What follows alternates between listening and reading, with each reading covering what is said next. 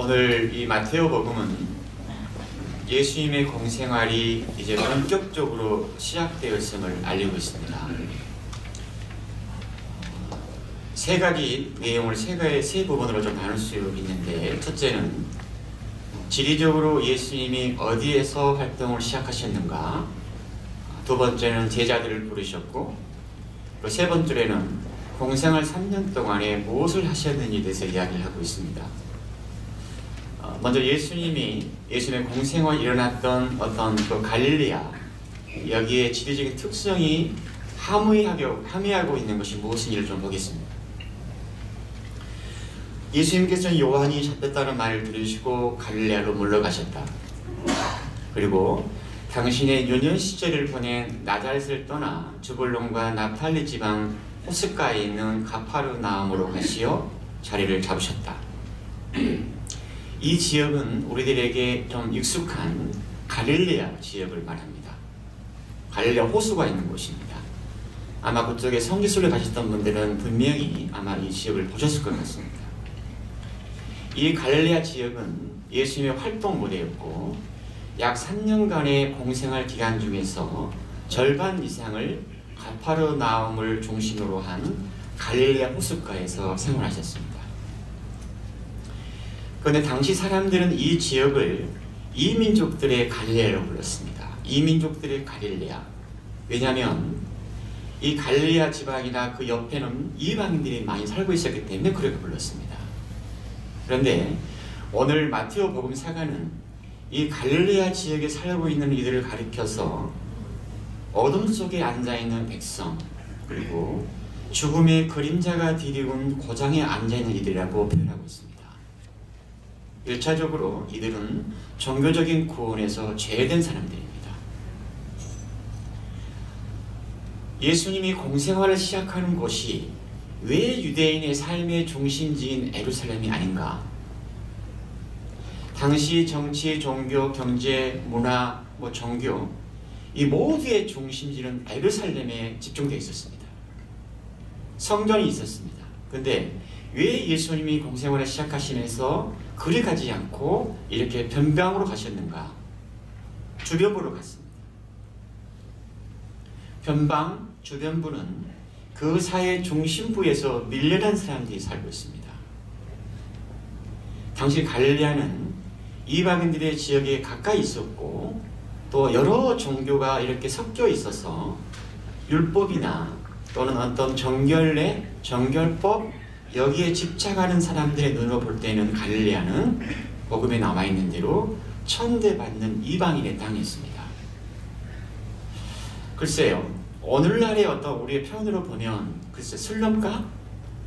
이 정도입니다. 제가 이런 장소를 이렇게 언급하는 것은 그저 예수님 활동 무대가 어디인지에 대해서 이야기하고자 하는 게 아닙니다. 예수님이 가장 먼저 공생활을 시작하시면서 선택한 곳이 어디고, 가장 먼저 찾아간 곳이 어디고, 가장 가까이 간 사람들이 누군가에 대한 것이 포커스입니다. 즉 무엇 때문에 예수님은 호숫가에 있는 가파르나움으로 가시어 자리를 잡으셨는지, 자리를 잡았다. 이것은 복음의 표현 그대로입니다. 그저 한 지역을, 한 도시를 그냥 이례적으로 몇 차례 방문한 것이 아니라 그곳에다 둥지를 틀고 그곳에서 먹고 자고 또 그곳에 사는 사람들과 함께 살아갔습니다. 삶의 자리입니다. 여러분들이 여기 LA에 자리를 잡았듯이, 예수님은 당신의 공생활을 시작하면서 당시 성전이 있는 유대사의 중심부, 심장부인 예루살렘으로 가지 않았습니다. 다르게 보면 예수님의 마음이 어디로 향해 있는가에 대한 이야기입니다. 그곳은 갈릴레아입니다. 여러 측면에서 거기는 가장 소외된 사람들이 살고 있었고, 가장 가난한 사람들이었고, 아무도 관심을 갖지 않는 사람들이었고, 자기 목소리를 내지 못하는 사람들이었고, 인간다운 대접을 받지 못했던 그런 사람들이 살고 있던 곳이었습니다. 벌써 10여 년이 지났는데 지금 현재 우리 프란시스코 교황님이 교황으로 선출되고 나서 로마 밖으로 당신의 첫 사목 방문지가 언론에서 굉장히 뜨겁게 이렇게 달궈졌습니다. 다른 사람들의 예상과 전혀 다른 곳으로 가신 겁니다. 거기에 어디냐면 아주 자그마한 섬인데 람베두사라는 섬입니다. 첫 사목 방문지가 교황이. 여기는 저는 가보지는 못했지만 이 시칠리아 섬 먼 바다에 있는 이탈리아의 최남단에 있는 섬이랍니다. 근데 왜 교황은 이곳을 가장 먼저 가셨을까? 이곳은 아프리카나 중동이나 아시아 지역에서 가난이나 폭력이나 내전으로 그런 이유로 자기 나라를 떠나서 이주민들, 난민들이 몰려오는 곳입니다. 그런데 유럽으로 들어가기 위한 그 관문인데 어차피 지중해를 건너가다가 많은 사람이 죽었습니다. 그 난민들이 무슨 큰 배를 타고 왔겠어요? 작은 조각배, 작은 배. 그런 배, 아주 작은 배 사진을 보면은 50명, 100명이 타고 있습니다.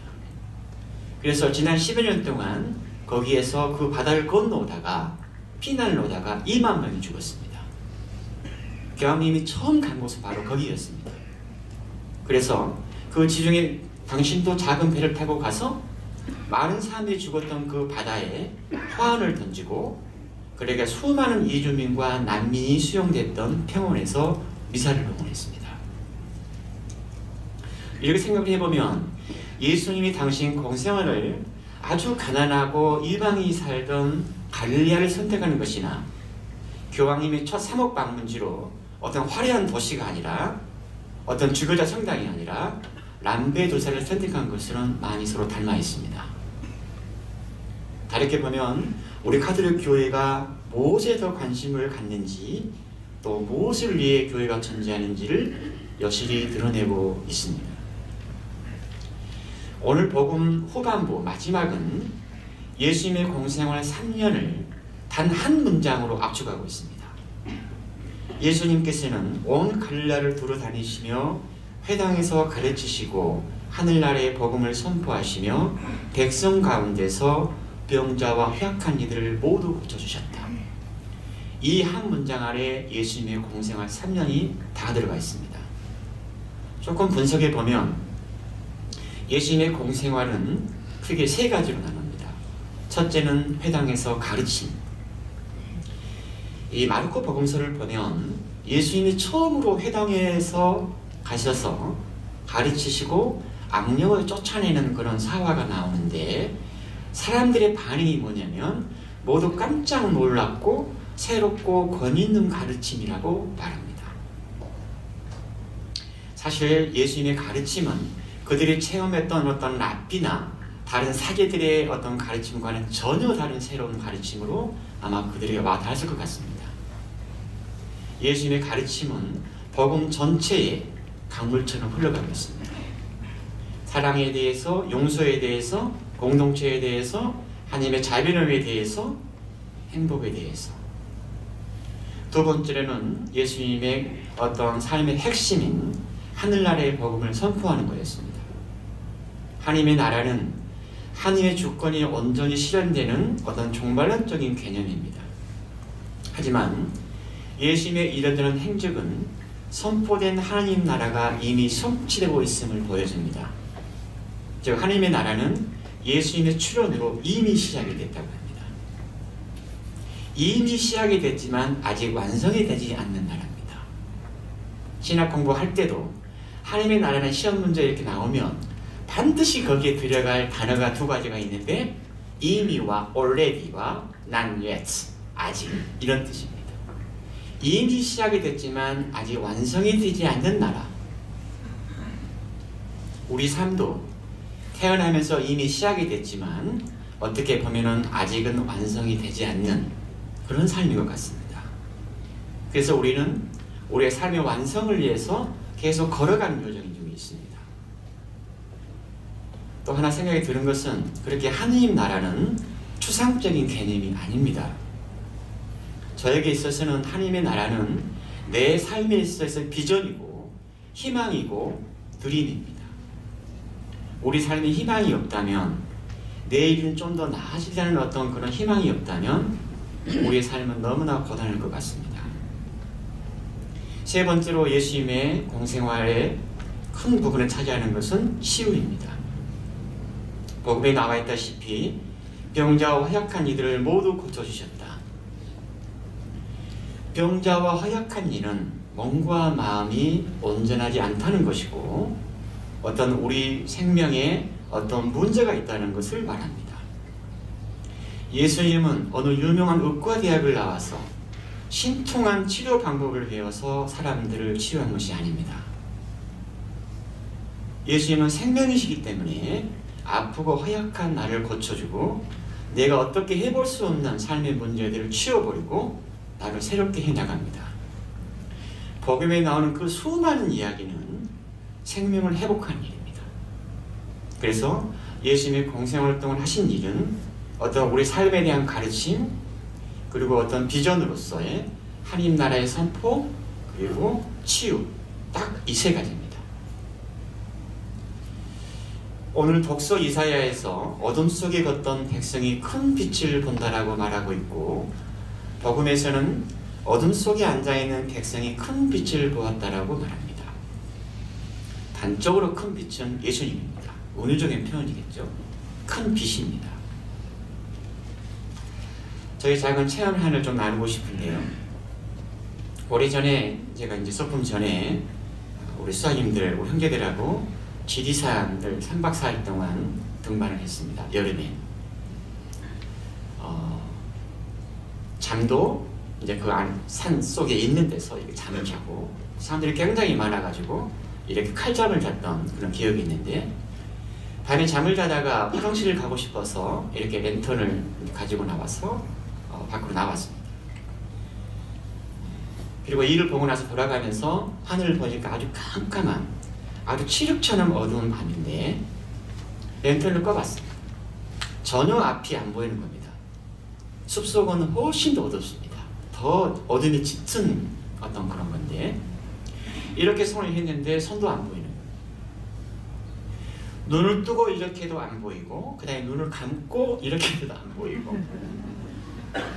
당연하죠. 눈을 감아서가 안 보이는 거지. 눈을 뜨고 있어도 안 보이고 눈을 감고 있어도 안 보이고, 이런 기막힌 상황인 겁니다. 그런데 제 체험은 그날 다 일어난 것은 생각이 다 그때 정리된 것은 아니지만